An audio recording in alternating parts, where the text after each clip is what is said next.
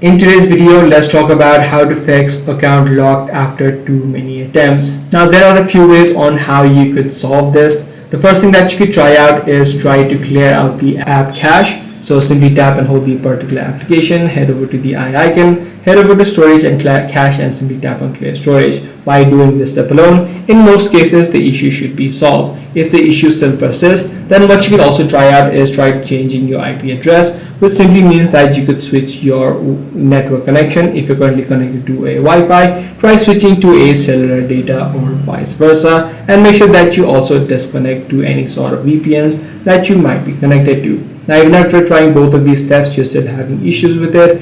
In this situation, you just need to wait out for the cooldown period. So this cooldown period could range anywhere from 15 minutes to 24 hours depending upon the application. So just wait out and your issue should be solved. So that's the way on how you could do it. If this video was helpful to you, be sure to subscribe. I'm going to see you in the next one.